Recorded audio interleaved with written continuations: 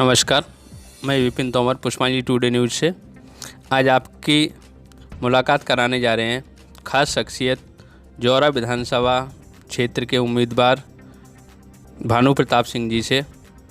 पूर्व में भी इनके पिता 2 बार जनता की सेवा कर चुके हैं क्षेत्र की, और आगामी चुनाव में ये जनता की पुनः सेवा करने के लिए जनता के जनमानस के सहयोग से तत्पर हैं। आइए जानते हैं इनसे इनकी जुबानी। मैं भानु प्रताप सिंह, जो कि इस समय जौरा ब्लॉक कांग्रेस कमेटी का अध्यक्ष हूँ, और इससे पहले मैं जिला कांग्रेस कमेटी के विभिन्न पदों पर रहा हूँ।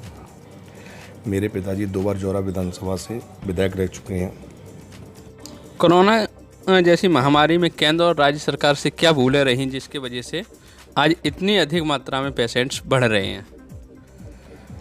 जब कोरोना महामारी चीन में और जग विदेशों में जब वो अपने पैर पसार रही थी, उस समय हमको सचेत हो जाना चाहिए। हमारे राष्ट्रीय नेता राहुल गांधी जी, उन्होंने उस समय बोला भी था कि हम 20-25 दिन पहले सचेत हो जाते, जो कि उन्होंने उस समय बोला था जब हमारे प्रधानमंत्री जी ने लॉकडाउन की जो घोषणा की थी। उस समय राहुल गांधी जी ने बोला था कि हम 20-25 दिन पहले अगर सचेत हो जाते तो ये महामारी हमारे देश में पैर नहीं पसार पाती। और उस समय हमारे अमेरिका के जो राष्ट्रपति जी ट्रंप जी आए हुए थे, हमारी सरकार, हमारे केंद्रीय सरकार उनकी भगत और सेवा में लगी रही, और उन्होंने कोरोना जैसी बीमारी की तरफ उनका बिल्कुल भी ध्यान नहीं था। आज उसके परिणाम जो उन्होंने उनकी सेवा में लगी, उस दुष्परिणाम को आज हम इस बीमारी हमारे हिंदुस्तान में पैर पसार चुकी है। और उसी हिसाब से हमारी जो राज्य सरकार है, आदरणीय हमारे जो समय वर्तमान मुख्यमंत्री शिवराज सिंह, वो भी उस समय कांग्रेस को सरकार में गिराने लगे हुए थे, और हमारे जो विधायक थे वो बंगलौर में वो ये बीजेपी ले जा चुकी थी। तो उस समय शिवराज सिंह ने बोला भी था कि कोरोना कोई बीमारी नहीं है, कोरोना से डरो ना। अगर उस समय हम सचेत हो जाते तो आज हमको इस महामारी से हम बच ही जाते। क्या मध्य प्रदेश में पुनः कांग्रेस की सरकार आएगी? बिल्कुल 100% हमारी कांग्रेस सरकार बनेगी।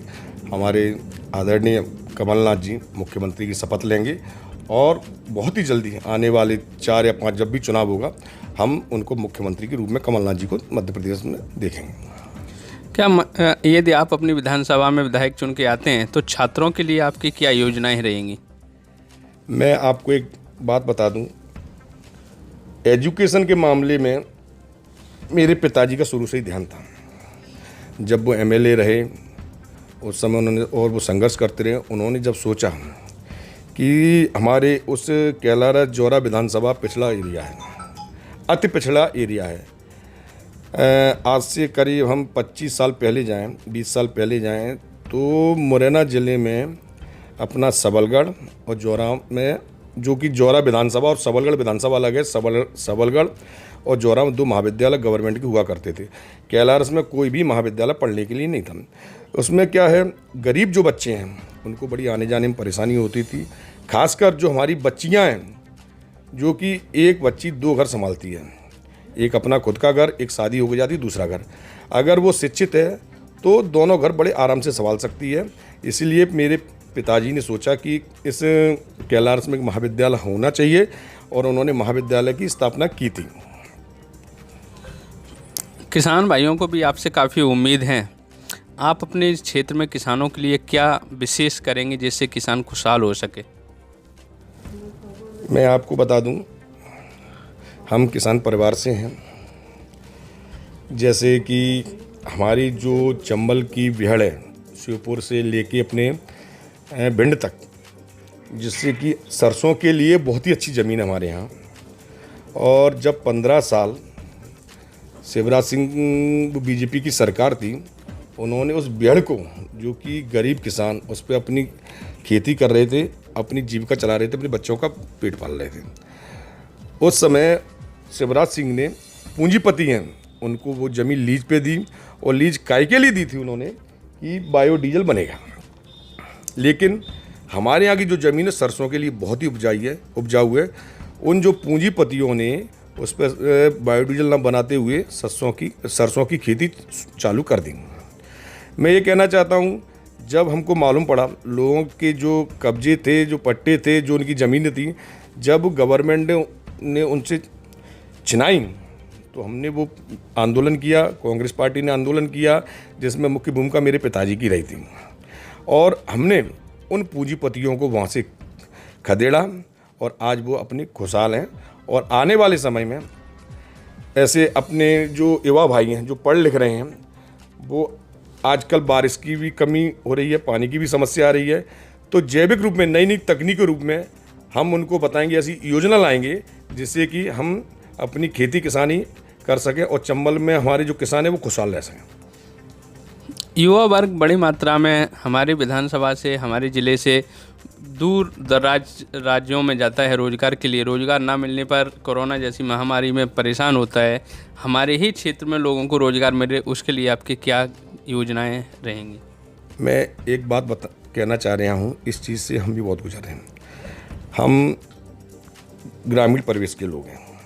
हमारे यहाँ जहाँ पहले 100 बीघा जो हमारे यहाँ ज़मीनें होती थी, परिवार बढ़ते गए, आजकल 2-2, 3-3 बीघा ज़मीनें हमारे यहाँ हुई। उस समय एजुकेशन की स्थिति नहीं थी कि बच्चे पढ़ लिख जाएं, बाहर नौकरी करें। आज हमारे जो भाई हैं, किसान भाई हैं, मजदूर भाई हैं, वो आज कर्नाटक, तमिलनाडु, सूरत, अन्य राज्यों में जो गए हैं, वहाँ मजदूरी कर रहे हैं, अपना पेट पाल रहे हैं। आज उनकी ये स्थिति है कि वो वहाँ पर से आ नहीं पा रहे हैं। और अभी मध्य प्रदेश सरकार ने एक पॉलिसी आई कि बाहर जो मजदूर हैं, मैंने आवाज़ भी उठाई थी, आदरणीय जो अधिकारी हैं उनसे भी मिला व्यक्तिगत तौर पर, और मैंने आवाज़ भी उठाई कि उन मजदूरों को बाहर लाया जाए, जिससे कि माँ को अपना बेटा, बहन को अपना भाई और पत्नी को अपना पति मिल सके। गवर्नमेंट ने एक पॉलिसी बनाई ऑनलाइन वाली। अब मैं आपसे एक बात कहना चाहता हूँ, मेरे 2 बेटे हैं जो कि बाहर अदर स्टेट में हैं, और मैं एंड्रॉयड मोबाइल नहीं चलाता, सादा मोबाइल चलाता हूँ। एक तो मैं ऑनलाइन उसको कर नहीं सकता।